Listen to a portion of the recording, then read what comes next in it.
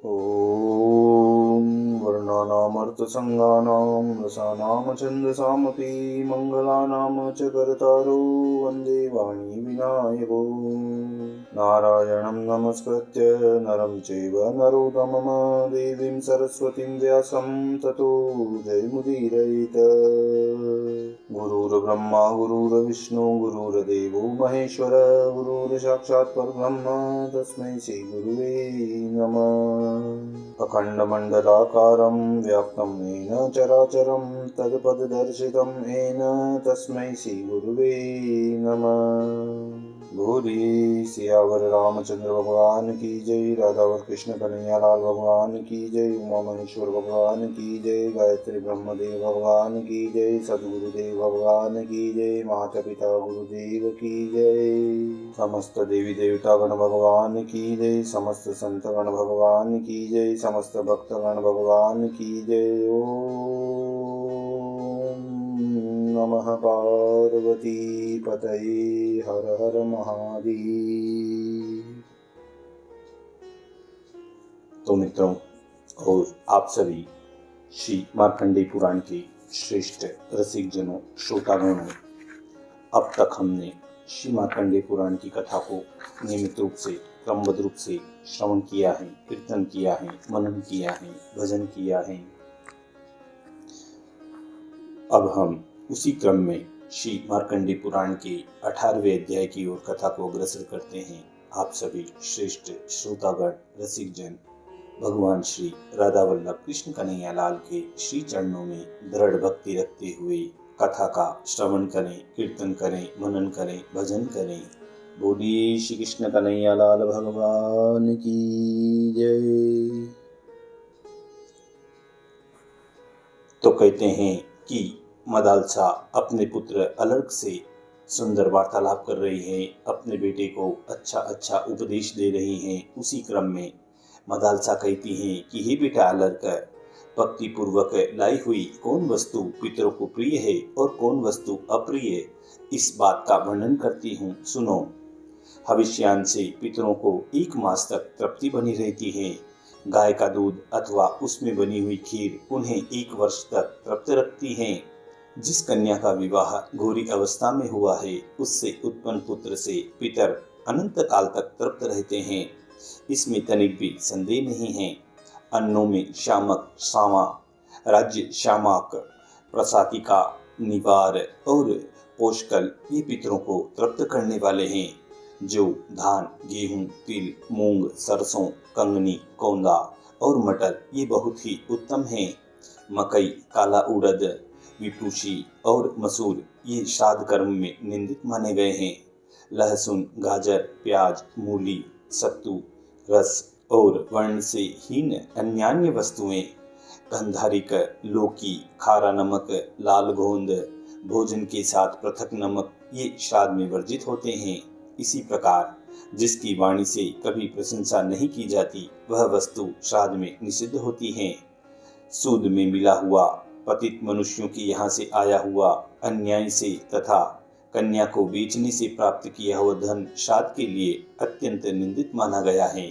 दुर्गंधि युक्त, फेन युक्त, थोड़े जल वाले सरोवर से लाया हुआ जल और जहाँ गाय की प्यास न बुझ सके ऐसे स्थान से प्राप्त किया हुआ, रात का भरा हुआ, सब लोगों का छोड़ा हुआ अपेय तथा पोंसले का जल श्राद्ध में सदा ही वर्जित होता है। मृगी, भेड़, ऊँटनी, घोड़ी आदि, भैंस और चबरी गाय का दूध श्राद्ध में निषिद्ध होता है। हाल की ब्याई हुई गौ का भी 10 दिन के भीतर का दूध वर्जित होता है। मुझे श्राद्ध के लिए दूध दो, यूं कहकर लाया हुआ दूध भी श्राद्ध कर्म में ग्रहण करने योग्य नहीं होता। जहाँ बहुत से जंतु रहते हों, जो रूखी और आग से जली हुई हो, जहाँ अनिष्ट एवं दुष्ट शब्द सुनाई पड़ते हों, जो भयानक दुर्गंध से भरी हुई हो, ऐसी भूमि श्राद्ध कर्म में वर्जित हैं। कुल का अपमान तथा हिंसा करने वाला, कुलाधम, ब्रह्म हत्यारा, रोगी, चांडाल, नग्न और पातकी ये अपनी दृष्टि से श्राद्ध कर्म को दूषित कर देते हैं। नपुंसक, जाति बहिष्कृत, मुर्गा, ग्रामीण सुअर, कुत्ता और राक्षस भी अपनी दृष्टि से श्राद्ध को नष्ट कर देते हैं। इसीलिए चारों ओर से ओंट करके श्राद्ध करें। पृथ्वी पर तिल बिखेरें, ऐसा करने से श्राद्ध में रक्षा होती है। श्राद्ध की जिस वस्तु को मरना सोच या जना सोच से युक्त मनुष्य छू दे, बहुत दिनों का रोगी, पतित एवं मलिन पुरुष स्पर्श कर लें, वह पितरों की पुष्टि नहीं करती। इसीलिए श्राद्ध में ऐसी वस्तु का त्याग करना चाहिए। रजस्वला स्त्री की दृष्टि श्राद्ध में वर्जित है। सन्यासी और जुआरियों का आना जाना भी रोकना चाहिए। जिसमें बाल और कीड़े पड़ गए हों, जिसे कुत्तों ने देख लिया हो, जो बासी एवं दुर्गंधि युक्त हो, ऐसी वस्तु का श्राद्ध में उपयोग न करें। बैंगन और शराब का भी त्याग करें। जिस अन्न पर पहने हुए वस्त्र की हवा लग जाए, वह भी श्राद्ध में वर्जित होती है। पितरों को उनके नाम और गोत्र का उच्चारण करके पूर्ण श्रद्धा के साथ जो कुछ दिया जाता है, वह वे जैसा आहार करते होते हैं उसी रूप में उन्हें प्राप्त हो जाता है। इसीलिए पितरों की तृप्ति चाहने वाले श्रद्धालु पुरुष को उचित है कि जो वस्तु उत्तम हो वही श्राद्ध में सुपात्र ब्राह्मण को दान करें। विद्वान पुरुष योगी पुरुषों को सदा ही श्राद्ध में भोजन कराएं, क्योंकि पितरों का आधार योग ही है। इसीलिए योगियों को सर्वदा पूजन करें। 1000 ब्राह्मणों की अपेक्षा यदि एक ही योगी को पहले भोजन करा दिया जाए, तो वह पानी से नौका की भांति यजमान और श्राद्ध भोजी ब्राह्मणों का भवसागर से उद्धार कर देता है। इस विषय में ब्रह्मवादी पुरुष उस पितृगाथा का गान किया करते हैं, जिसे पूर्व काल में राजा पुरुरवा के पितरों ने गाया था। वह कहते थे, हमारी वंश परंपरा में किसी को ऐसा श्रेष्ठ पुत्र कब उत्पन्न होगा जो योगियों को भोजन कराने से बचे हुए अन्न को लेकर पृथ्वी पर हमारे लिए पिंड देगा, अथवा गया में जाकर उत्तम भविष्य का पिंड, सामयिक शाक एवं तिल मिली हुई खिचड़ी हमें देगा। ये वस्तुएं हमें 1 मास तक तृप्त रखने वाली हैं। त्रयोदशी तिथि और मधा नक्षत्र में विधि पूर्वक श्राद्ध करें तथा दक्षिणायन में मधु और घी से मिली हुई खीर देवें। इसीलिए हे पुत्र, हे अलर्क, संपूर्ण कामनाओं की प्राप्ति तथा पाप से मुक्ति चाहने वाले प्रत्येक मनुष्य को उचित है कि वह भक्ति पूर्वक पितरों की पूजा करे। श्राद्ध में तृप्त किए हुए पितर मनुष्यों पर वसु, रुद्र, आदित्य, नक्षत्र, ग्रह और तारों की प्रसन्नता का संपादन करते हैं। श्राद्ध में तृप्त पितर आयु, प्रज्ञा, धन, विद्या, स्वर्ग, मोक्ष, सुख तथा राज्य प्रदान करते हैं। तो हे बेटा, इस प्रकार गृहस्थ पुरुष को हव्य से देवताओं का, कव्य श्राद्ध से पितरों का और अन्न से अतिथियों एवं भाई बंधुओं का पूजन करना चाहिए। इसके सिवा भूत, प्रेत, समस्त भृत्यगण, पशु, पक्षी, चींटी, वृक्ष तथा अन्य याचकों की तृप्ति भी सदाचारी गृहस्थ पुरुष को करनी चाहिए। जो नित्य नैमित्तिक क्रियाओं का उल्लंघन करके पूजन करता है, वह पाप का भोगी होता है, पाप भोगता है। तब वह अलर्क अपनी माता से बोला कि हे माता जी, आपने पुरुष के नित्य नैमित्तिक तथा नित्य नैमित्तिक ये 3 प्रकार के कर्म बतलाए। अब मैं आपके मुंह से सदाचार का वर्णन सुनना चाहता हूँ, जिसका पालन करने वाला मनुष्य इस लोक और परलोक में भी सुख पाता है।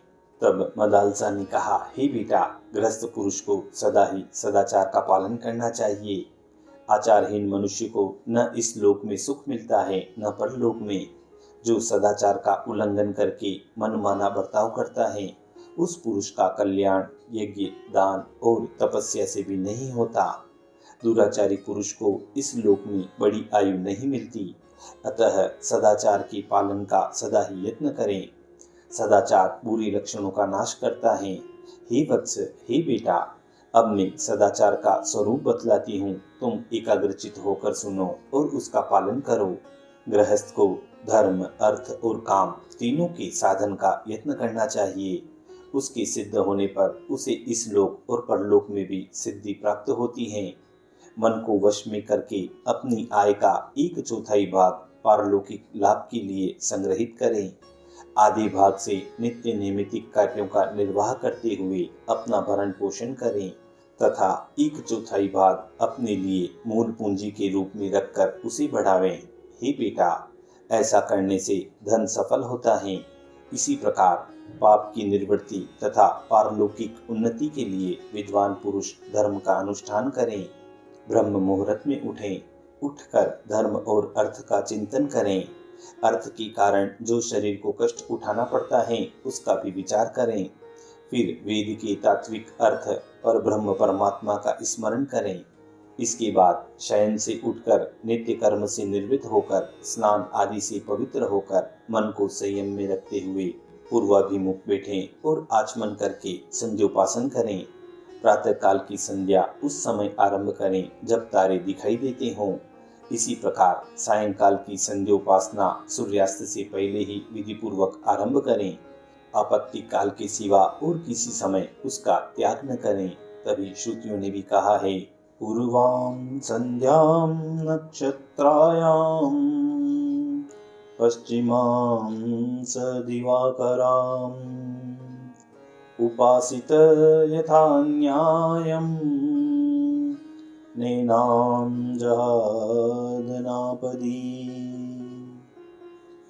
बुरी बुरी बातें करना, झूठ बोलना, कठोर वचन मुंह से निकालना, असत्य शास्त्र पढ़ना, नास्तिकवाद को अपनाना तथा दुष्ट पुरुषों की सेवा करना छोड़ देवें। मन को वश में रखते हुए प्रतिदिन सायंकाल और प्रातःकाल हवन करें। उदय और अस्त के समय सूर्यमंडल का दर्शन न करें। बाल संवारना, आईना देखना, दातुन करना और देवताओं का तर्पण करना, यह सब कार्य पूर्वाहन काल में ही करना चाहिए। ग्राम, निवास स्थान, तीर्थ और क्षेत्रों के मार्ग में, जोते हुए खेत में तथा गौशाला में मलमूत्र न करें। पराई स्त्री को नंगी अवस्था में न देखें। अपनी विष्ठा पर दृष्टिपात न करें। रजस्वला स्त्री का दर्शन, स्पर्श और उसके साथ भाषण भी वर्जित होता है। पानी में मलमूत्र का त्याग अथवा मैथुन न करें। बुद्धिमान पुरुष मलमूत्र, केश, राख, खोपड़ी, भूसी, कोयले, हड्डियों के चूर्ण, रस्सी, वस्त्र आदि पर तथा केवल पृथ्वी पर और मार्ग में कभी न बैठें। गृहस्थ मनुष्य अपने वैभव के अनुसार देवता, पितर, मनुष्य तथा अन्य प्राणियों का पूजन करके पीछे भोजन करें। भली भांति आचमन करके हाथ पैर धोकर पवित्र होकर पूर्व या उत्तर की ओर मुंह करके भोजन के लिए आसन पर बैठें। हाथों को घुटनों के भीतर करके मौन भाव से भोजन करें। भोजन के समय मन को अन्यत्र न ले जाएं। यदि अन्न किसी प्रकार की हानि करने वाला हो तो उस हानि को ही बतावें। उसके सिवा अन्न के और किसी दोष की चर्चा न करें। भोजन के साथ पृथक नमक लेकर न खाएं। अधिक गर्म अन्न खाना भी ठीक नहीं होता। मनुष्य को चाहिए कि खड़े होकर या चलते चलते मलमूत्र का त्याग, आचमन तथा कुछ भी भाषण न करें। झूठे मुंह वार्तालाप न करें तथा उस अवस्था में स्वाध्याय भी वर्जित होता है। झूठे हाथ से गो, ब्राह्मण, अग्नि तथा अपने मस्तक का भी स्पर्श न करें। झूठी अवस्था में सूर्य, चंद्रमा और तारों की ओर जानबूझकर न देखें। दूसरे के आसन, शैया और बर्तन का भी स्पर्श न करें। गुरुजनों के आने पर उन्हें बैठने को आसन दें। उठकर प्रणाम पूर्वक उनका स्वागत सत्कार करें। उनके अनुकूल बातचीत करें। जाते समय उनके पीछे पीछे जाएं। कोई प्रतिकूल बात न करें। एक वस्त्र धारण करके भोजन तथा देव पूजन न करें। बुद्धिमान पुरुष ब्राह्मण से भोजन ढुआएं और आग में मूत्र त्याग न करें। नग्न होकर कभी स्नान अथवा शयन न करें। दोनों हाथों से सिर न खुजलाएं। बिना कारण बारंबार सिर के ऊपर से स्नान न करें। सिर से स्नान कर लेने पर किसी भी अंग में तेल न लगाएं। सब अनध्यायों के दिन स्वाध्याय बंद रखें। ब्राह्मण, अग्नि, गौ तथा सूर्य की ओर मुंह करके पेशाब न करें। दिन में उत्तर की ओर और रात्रि में दक्षिण की ओर मुंह करके मलमूत्र का त्याग करें। जहाँ ऐसा करने में कोई बाधा हो वहाँ इच्छा अनुसार करें। गुरु के दुष्ट कर्म की चर्चा न करें। यदि वे क्रुद्ध हो तो उन्हें विनय पूर्वक प्रसन्न करें। दूसरे लोग भी यदि गुरु की निंदा करते हों तो उसे न सुने। ब्राह्मण, राजा, दुख से आतुर मनुष्य, विद्या, वृद्ध पुरुष, गर्भिणी स्त्री, बोझ से व्याकुल मनुष्य, गूंगा, अंधा, बहरा, मत, उन्मत्त, व्यभिचारिणी स्त्री, शत्रु, बालक और पतित से ये यदि सामने आ जाते हों तो स्वयं किनारे हटकर उनको जाने के लिए मार्ग देना चाहिए। विद्वान पुरुष देवालय, चैत्य वृक्ष, चौराहा, विद्या, वृद्ध पुरुष, गुरु और देवता, इनको दाहिनी करके चलें। दूसरों के धारण किए हुए जूते और वस्त्र स्वयं न पहने। दूसरों के उपयोग में आए हुए यज्ञोपवीत आभूषण और कमंडलू का भी त्याग करें। चतुर्दशी, अष्टमी, पूर्णिमा तथा पर्व के दिन तेलाभ्यंग एवं स्त्री सहवास न करें। बुद्धिमान मनुष्य कभी पैर और जंघा फैलाकर न खड़ा हो। पैरों को न हिलाएं तथा पैरों को पैरों से न दबाएं। किसी को चुभती बात न कहें। निंदा और चुगली छोड़ देवें। दंभ, अभिमान और तीखा व्यवहार कदापि न करें। मूर्ख, उन्मत्त, व्यसनी, कुरूप, मायावी, हीनांग तथा अधिकांग मनुष्यों की खिल्ली न उड़ाएं। पुत्र और शिष्य को शिक्षा देने के लिए आवश्यकता होने पर उन्हीं को दंड दें, दूसरों को नहीं। आसन को पैर से खींचकर न बैठें। सायंकाल और प्रातःकाल पहले अतिथि का सत्कार करके फिर स्वयं भोजन करें। हे वत्स, सदा पूर्व या उत्तर की ओर मुँह करके ही दातुन करें। दातुन करते समय मौन रहें। दातुन के लिए निषिद्ध वृक्षों का परित्याग करें। उत्तर और पश्चिम की ओर सिर करके कभी न सोएं। दक्षिण या पूर्व दिशा की ओर ही मस्तक करके सोएं। दुर्गंधि युक्त जल में स्नान न करें। रात्रि में न नहाएं। ग्रहण के समय रात्रि में स्नान करना उत्तम होता है। इसके सिवा अन्य समय में दिन में ही स्नान का विधान कहा गया है। स्नान कर लेने के बाद हाथ या कपड़े से शरीर को न मलें। बालों और वस्त्रों को न फटकारें। विद्वान पुरुष बिना स्नान किए कभी चंदन न लगाएं। लाल, रंग बिरंगे और काले रंग के कपड़े न पहने जिनमें बाल, थूक या कीड़े पड़ गए हों, जिस पर कुत्ते की दृष्टि पड़ गई हो, जिसको किसी ने चाट लिया हो अथवा जो सार भाग निकाल लेने के कारण दूषित हो गया हो, ऐसे अन्न को न खाएं। बहुत देर के बने हुए और बासी भात को त्याग देवें। पीठी, साग, ईख के रस और दूध की बनी हुई वस्तुएं भी यदि बहुत दिनों की हो जाएं तो उन्हें न खाएं। सूर्य के उदय और अस्त के समय शयन न करें। बिना नहाए, बिना बैठे, अन्यमनस्क होकर, शैया पर बैठकर या सोकर, केवल पृथ्वी पर बैठकर, बोलते हुए, एक कपड़ा पहनकर और भोजन की ओर देखने वाले पुरुषों को न देकर मनुष्य कदापि भोजन न करें। सवेरे शाम दोनों समय भोजन की यही विधि कही गई है। विद्वान पुरुष को कभी पराई स्त्री के साथ समागम नहीं करना चाहिए। पर स्त्री संगम मनुष्यों के इष्ट, पूर्त और आयु का नाश करने वाला है। इस संसार में पर स्त्री समागम के समान मनुष्य की आयु का विधातक कार्य दूसरा कोई नहीं है। देव पूजा, अग्निहोत्र, गुरुजनों को प्रणाम तथा भोजन भली भांति आचमन करके करना चाहिए। स्वच्छ, फेन रहित, दुर्गंध शून्य और पवित्र जल लेकर पूर्व या उत्तर की ओर मुंह करके आचमन करना चाहिए। जल के भीतर की, घर की, बामी की, चूहे के बिल की और सोच से बची हुई ये 5 प्रकार की मिट्टियां त्याग देने योग्य हैं।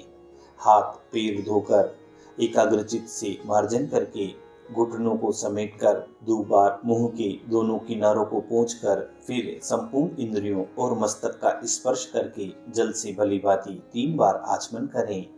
इस प्रकार पवित्र होकर समाहित चित्त से सदा देवताओं, पितरों और ऋषियों की क्रिया करनी चाहिए। थूकने, खकारने और कपड़ा पहनने पर बुद्धिमान पुरुष आचमन करें।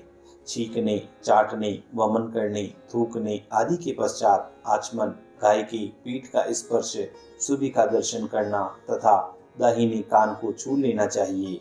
इसमें पहले के अभाव से दूसरा उपाय करना चाहिए।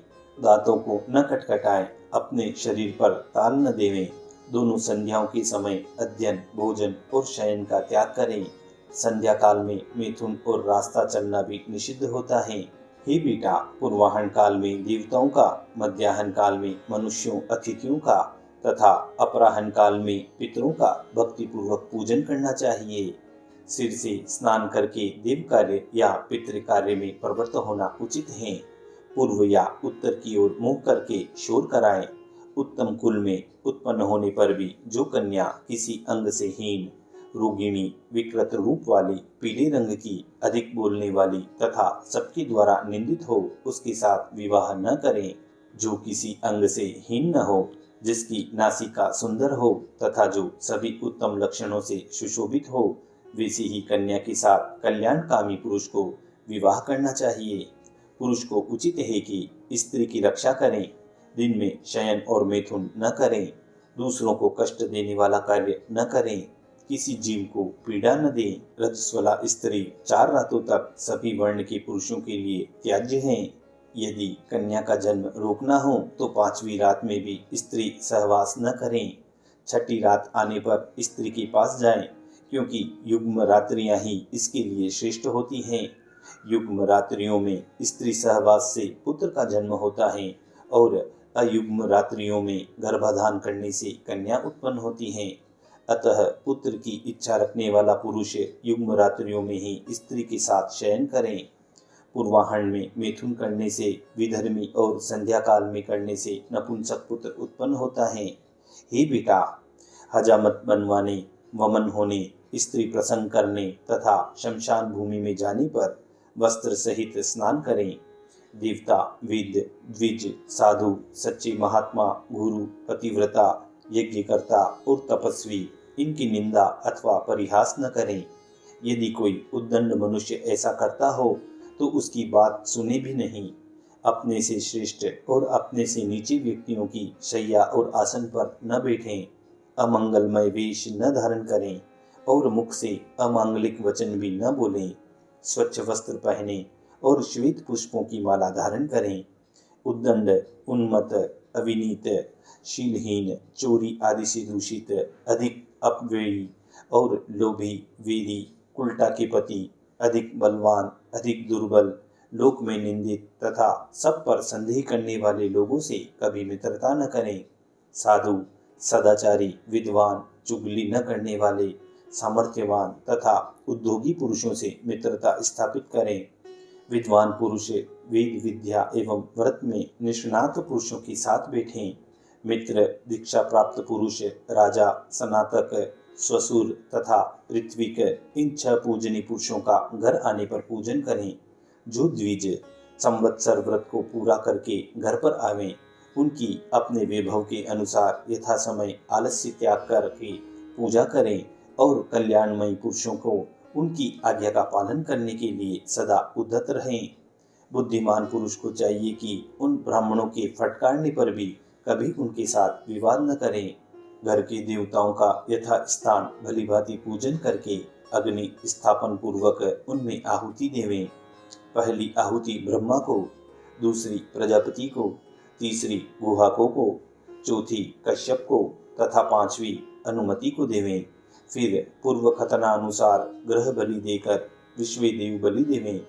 देवताओं के लिए पृथक पृथक स्थान का विभाग करके उनके लिए बलि अर्पित करें। उसका क्रम बतलाता हूँ, सुनो। एक पात्र में पहले पर्जन्य, जल और पृथ्वी को 3 बलि देवें। फिर प्राची आदि प्रत्येक दिशा में वायु को बलि देकर क्रमशः उन दिशाओं के नाम से भी बलि समर्पित करें। तत्पश्चात ब्रह्मा, अंतरिक्ष, सूर्य, विश्वदेव, विश्वभूत, पूषा तथा भूपति को क्रमशः बलि देवें। फिर पितृभ्यः स्वधा नमः यह कहकर दक्षिण दिशा में अपसव्य होकर पितरों के निमित्त बलि देवें। फिर पात्र से अन्न का शेष भाग और जल लेकर यक्षमेतते निर्णय जन्म इस मंत्र से वायव्य दिशा में उसे विधि पूर्वक छोड़ दें। तदंतर रसोई के अन्न से अग्रासन तथा हंतकार निकालकर उन्हें विधि पूर्वक ब्राह्मणों को देवें। देवता आदि के सब कर्म उनके उनके तीर्थ में ही करने चाहिए।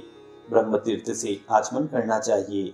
दाहिने हाथ में अंगूठे के उत्तर ओर जो एक रेखा होती है वह ब्रह्म तीर्थ के नाम से प्रसिद्ध होती है, उसी से आचमन करना चाहिए। तर्जनी और अंगूठे के बीच का भाग पितृ तीर्थ कहलाता है। नांदी मुख पितरों को छोड़कर अन्य सब पितरों को उसी तीर्थ से जल आदि देना चाहिए। उंगलियों के अग्रभाग में देव तीर्थ होता है, उससे देव कार्य करने का विधान कहा गया है। कनिष्ठिका के मूल भाग में कार्य तीर्थ होता है, यह काय तीर्थ के नाम से कहलाता है, उससे प्रजापति के कार्य किए जाते हैं। इस प्रकार इन तीर्थों से सदा देवताओं और पितरों के कार्य करनी चाहिए, अन्य तीर्थों से कदापि नहीं। ब्रह्म तीर्थ से आचमन उत्तम माना गया है। पितरों का तर्पण पितृ तीर्थ से करना चाहिए। देवताओं का देव तीर्थ से और प्रजापति का काय तीर्थ से करना चाहिए, यही श्रेष्ठ बताया गया है। नांदी मुख के पितरों के लिए पिंडदान और तर्पण प्रजापति तीर्थ से करना चाहिए। विद्वान पुरुष एक साथ जल और अग्नि न लेवें। गुरुजनों तथा देवताओं की ओर पांव न फैलावें। बछड़े को दूध पिलाती हुई गाय को न छेड़ें। अंजलि से पानी न पीवें। सोच के समय विलंब न करें। मुख से आग न फूकें। हे बेटा, हे अलर्क, जहाँ ऋण देने वाला धनी, वेद, क्षत्रिय ब्राह्मण तथा जलपूर्ण नदी ये चार न हो, वहाँ निवास नहीं करना चाहिए। जहाँ शत्रु विजयी बलवान और धर्मपरायण राजा हो, वहीं विद्वान पुरुष को निवास करना चाहिए। दुष्ट राजा के राज्य में सुख कहाँ होता है। जहाँ दुर्दश राजा, उपजाऊ भूमि, संयमी एवं न्यायशील पूर्ववासी और ईर्ष्या न करने वाले लोग हों, वहीं का निवास भविष्य में सुखदायक होता है। जिस राष्ट्र में किसान बहुत हो किंतु अधिक भोग परायण न हो तथा जहाँ सब तरह के अन्न पैदा होते हों, वहीं बुद्धिमान पुरुष को रहना चाहिए। ही बेटा, जहाँ विजय का इच्छुक, पहले का शत्रु तथा सदा उत्सव मनाने में ही लगे रहने वाले लोग, ये तीन तरह के लोग सदा रहते हों, वहाँ निवास नहीं करें। विद्वान पुरुष को ऐसे ही स्थानों पर सदा निवास करना चाहिए जहाँ के सहवासी सुशील हों। इस प्रकार मदालसा और अलर्क के बीच में बहुत ही मधुर संवाद चल रहा है और इसी संवाद के साथ इस 18वें अध्याय की यहाँ पर पूर्णता और समाप्ति होती है। बोलिए श्री कृष्ण कन्हैया लाल भगवान की जय।